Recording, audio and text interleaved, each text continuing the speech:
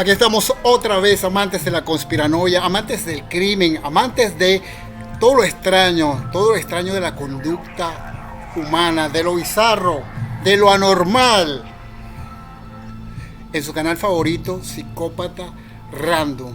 Y sin más preámbulos, miren, si hay algo que nos ha dado México es psicópatas y asesinos en series a granel. México es prolífico en darnos asesinos en serie, sobre todo en la Ciudad de México, y tanto así que Hannibal Lecter o el modelo para ser Hannibal Lecter fue un mexicano del que les hablaré en otro programa porque merece un programa aparte. Pero hoy les vamos a hablar de uno más reciente. De hecho, ese caso está caliente todavía: el feminicida de Azitapan, o el monstruo de Azitapan. Vamos a comenzar con su historia. Andrés M. era señalado como un ciudadano ejemplar, alguien tranquilo que veía por el bienestar de la comunidad. Sin embargo, esta cara solo era la máscara que ocultaba su verdadera cara y su verdadera realidad. A diferencia de como las películas o series ficticias retratan a los asesinos seriales, Andrés N., mejor conocido como el monstruo de Azitapan, vivía día a día con un perfil bajo, como un ciudadano común y corriente. El sujeto era un experto en ocultar su siniestra faceta. Ni el médico que rentaba un cuarto como consultorio, ni la pareja aledaña se percataron del horror que sucedía en y debajo de su domicilio. Ante los ojos del vecindario, Andrés N. era un ciudadano ejemplar, tanto así que ejerció como presidente del Consejo de la colonia donde residía, es decir, Lomas de San Miguel, en Azitapan, Zaragoza. Por esa razón, el señor figuraba en la lista de más de 100 beneficiados que recibían apoyos económicos de las arcas públicas, destinado para ayudar para ayudas y subsidios, recibiendo 600 pesos trimestrales. Con este dinero, según testimonio, el hombre compraba balones a niños en situación de calle, sopas instantáneas para familias en situación vulnerable y para las fachadas de las casas, para la pintura. Su desempeño parecía tan destacado que en el 2016 fue reelecto como presidente, lo que le permitió convivir con personajes políticos. Bueno, no es raro que en la política entren estos psicópatas, o sea, un poco más y a lo mejor llega a alcalde si se hubiera propuesto ser más popular y entregar más a la comunidad. Bueno, incluso el feminicida recién había ejercido su derecho responsable a recibir la vacuna del COVID-19 en abril pasado. Aparte, hay que recalcar que para ser asesino en serie no hay edad. Él tenía 72 años y todavía se mantenía activo. No era un asesino en serie retirado, sino que con esa edad seguía matando. ¿Qué les parece mi look de hoy? Un poco femenino, ¿no? Bueno, yo creo que los géneros no tienen color. Sin embargo, su imagen de ciudadano ejemplar comenzó a desmoronarse el 18 de mayo, cuando elementos de la Fiscalía General de Justicia del Estado de México lo detuvieron por su probable participación en el feminicidio de una mujer de 34 años de edad. Pero no fue hasta que catearon su domicilio, o sea, ordenaron una orden de allanamiento, entraron a su domicilio y conocieron su verdadera identidad.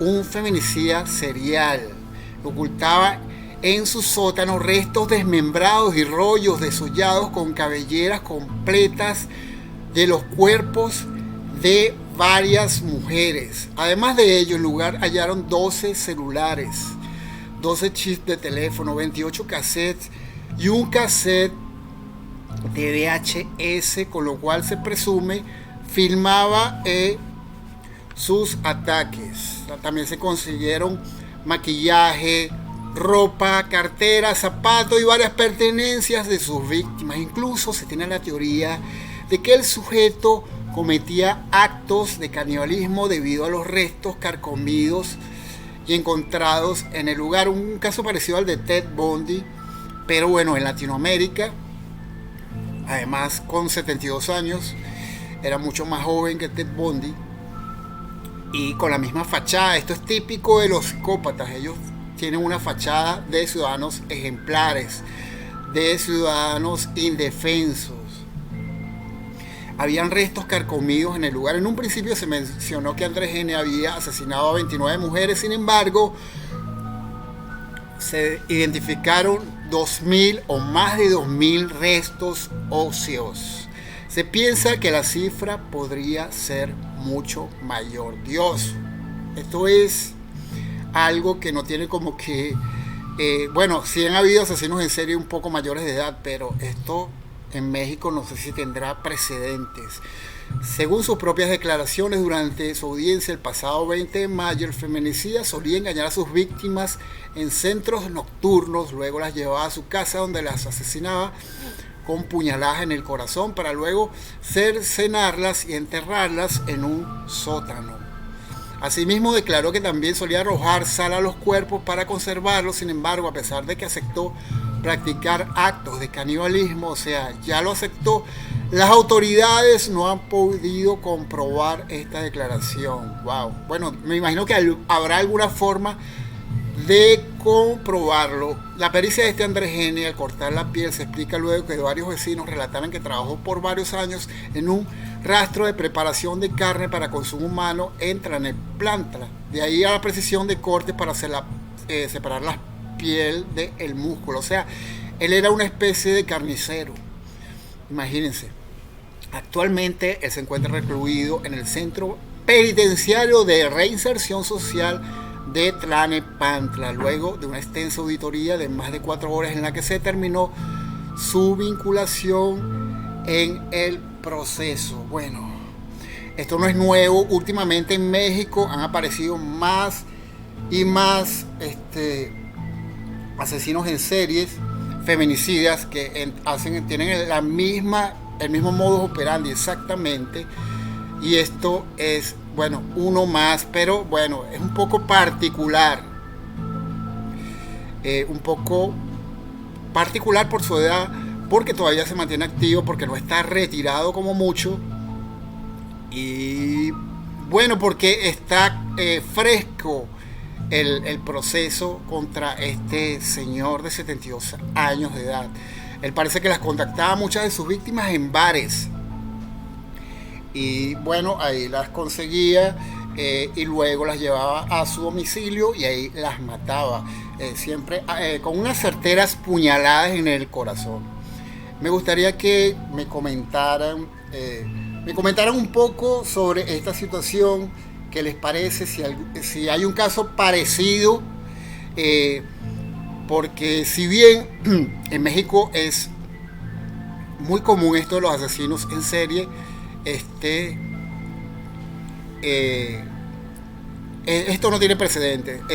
Algunas de sus víctimas son Reina González Amador, Flor Nivine Vizcaño Mejías, Rubicela Gallegos Castillo, Norma Jiménez Carrión, Berenice Sánchez Oliveira, de 20 años, una de sus menores víctimas, y Aileen Gardenia, que conoció en un bar llamado El Barrigón. Él las contactaba en bares, como lo dije, y parece que su principal causa, vamos a decirlo así, lo principal porque él hacía o cometía estos hechos, según los cateos que se han hecho, es que él tenía un resentimiento porque las mujeres ya menores de edad o de 20 a 30, jóvenes pues, no le hacían caso. Entonces, ante esa indiferencia, esto despertaba un odio.